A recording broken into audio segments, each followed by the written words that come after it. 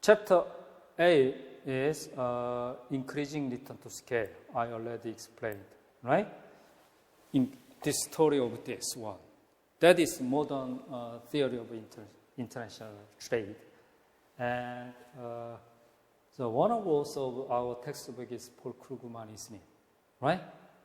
He developed this chapter 8, right? Before Krugman, international trade theory is just Heck-Shorley model or Ricardian model based on perfectly competitive market structure, right?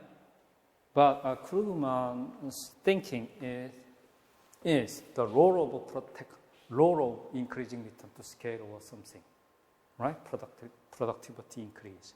So one firm is more efficient, larger firm is more efficient than small firm, simply talking. They can produce same good with cheaper cost. Okay? Then these companies share in market increase. And small and medium-sized firms tends to disappear. Then market structure changes. Can you understand? And based on this story, he started to explain, construct a model of international trade based on internal economies of scale.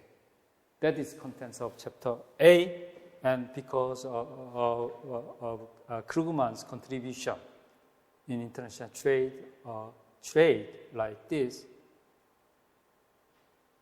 finally Krugman receives Nobel Prize. Okay? So it's chapter 8.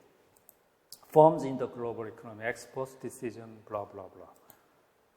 Okay? Structure of chapter 8 is monopolistic competition and trade. So chapter 8 is especially focused on monopolistic competition, right? So monopoly, oligopoly, and monopolistic competition, right? So chapter 8 is based on the market structure, monopolistic competition.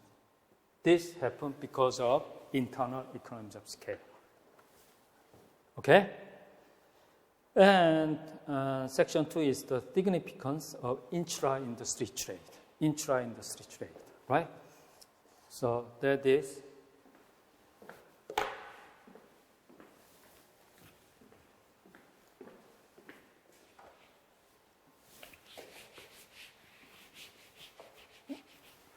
especially when the market is monopolistic. What is this? Monopolistic competition, monopolistic competitive market structure. Okay?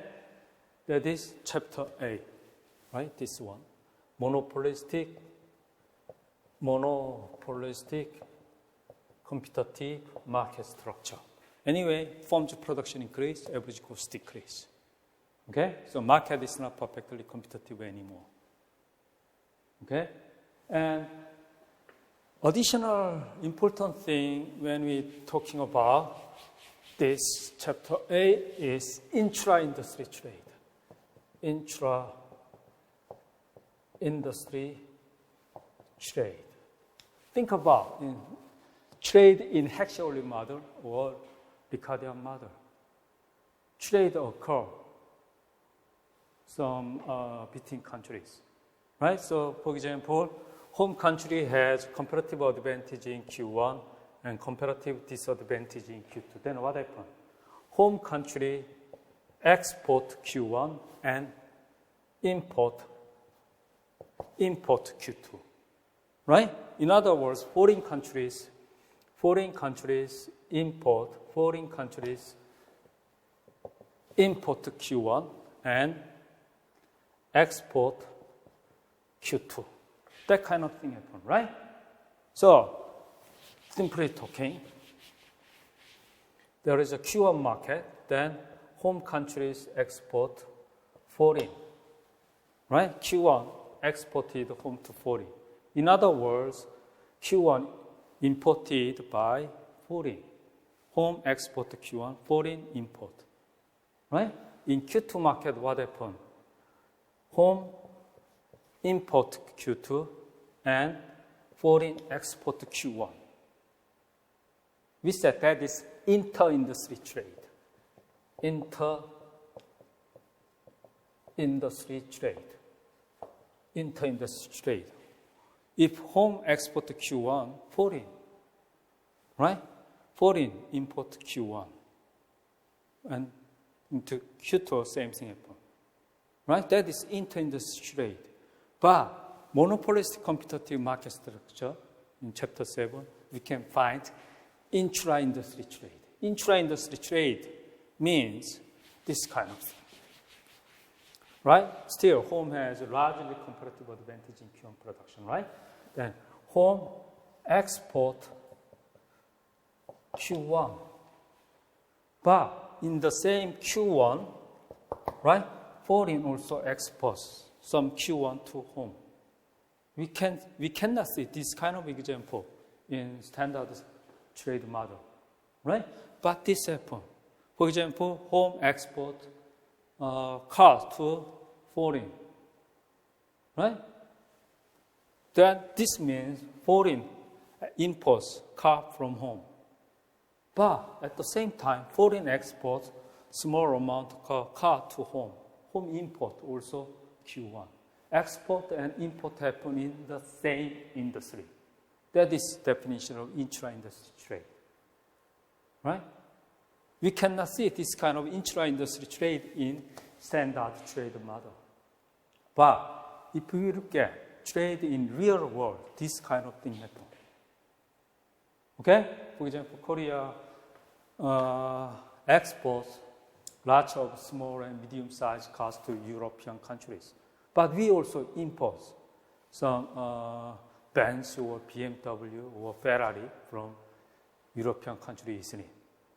That is a typical example of intra-industry trade. This one can be explained by this chapter 7, monopolistic competitive market structure, or scale of economies, scale. Okay? So this kind of intra-industry trade become very popular after the Second World War, World War II, right? So, and this kind of intra-industry trades are really popular in the trade between developed countries, actually, right? And standard trade model, Heckscher-Ohlin model, or Ricardian model cannot explain this kind of intra-industry trade. This one only can be explained by some modern international trade theory. Okay? Can you understand? So, okay, now we go. Introduction. Internal economic scale result when large firms have a cost advantage over small firms, causing the industry to become competitive. Internal economic scale implies that a firm's average cost of production decreases as the more output it produces. Okay? So difference between external and internal economic scale. Perfect competition that drives the price of goods down to marginal cost would imply losses for those firms because they would not be able to recover that higher cost incurred from producing the initial units of output. As a result, a perfect competition would force those firms out of the market. Actually, this is a typical example of productivity growth. Then what happened in the market, right? In most sectors, goods are different. So even in Korea, for example, 골목 상권보, right? So protection of small firms, right? Actually, that is not so good from the perspective of long-run some economic history. To support poor people, it should be okay, right? But just some protection of those companies based on market is a really bad thing. Okay? That is the basic rule of economics. We can support poor people. It's okay using government fund. Okay? But protection of small firms with no consideration of effectiveness or efficiency is really bad thing because that is distortion of market. Can you understand? So distortion of market is really bad thing. But support poor people is okay. But support of poor people cannot be linked market distortion, okay? That is economics idea. As a result of, anyway, the perfect competition would force those firms out of market in most sectors which are differentiated from each other, and there are more differences across firms. So in this monopolistic competitive market structure, all the pizza is not same, all the hamburgers are not same, but little differentiated with each other, okay, in this market structure. Integration causes better performing firms. So liberalization or opening up the country causes better performing firms, usually larger firms, right? In this case, to thrive and expand. While worse performing domestic firms contract. That's the result of international trade. Additional source of gains from trade as production. So anyway, after trade, then what happened? Better performing firms thrive because now can sell their products at world market instead of small size domestic market. Okay, think about the success of BTS or success of Psy. They can sell their services to world market now, so they thrive. Okay, that is a result of international trade. So additional source of gains from trade is this one. As production is concentrated toward better performing firms, the overall efficiency of the industry improves. Okay? Study why those better performing firms have a greater incentive to engage in global economy. So I do not explain this very detailed. I'd like to skip detailed explanation there, but I'd like to emphasize basic structure. Why increasing return to scale matter, right?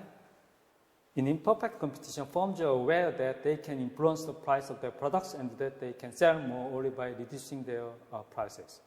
This situation occurs when there are only a few major producers of particular good, or which firm produces a good that is differentiated from that of rival firms. Blah, blah, blah. And so our textbook explains monopoly and monopolistic competitive market structure like this, just microeconomics. So, but I'd like to skip all over this one. And we go conclusion directly, right? Monopolistic competition and trade. It takes about 5 to 10 minutes. Okay, slide number 33, monopolistic competition and trade. Product differentiation and internal economies of scale, that is a feature of monopolistic competitive market structure, right? This leads to trade between similar countries, for example, developed countries, with no comparative advantage differences between them. This is a very different kind of trade than one based on comparative advantage, where each country exports its comparative advantage good and import comparative disadvantage good. That is inter-industry trade, right? Intra-industry trade refers to two-way exchange of similar goods. Two new channels of welfare benefit from trade. After trade, anyway, two countries' welfare increase, right? Benefit from a greater variety at a lower price, right? So after trade, in this case, for example, Korean companies, Korean consumers, some purchase, consume, domestically produce small and medium-sized car, for example. Also, some consumers of Korea have a little different preference, for example, for sports car or luxurious cars, right? Can also enjoy. They can purchase sports car with cheaper cost than otherwise, right? So benefit from greater variety is another sources of gains from trade, right? Firms consolidate their production and take advantage of economies of scale. But smaller countries tend to gain more from integration, from trade, than a larger country. Small countries benefit more based on this internal economies of scale model. Okay? Because small countries can consume differentiates cost, simply talking, right? With cheaper cost than developed countries, right? About 25 to 50% of world trade is intra-industry. Most prominent is the trade of manufactured goods among developed nations, which accounts for the majority of world trade.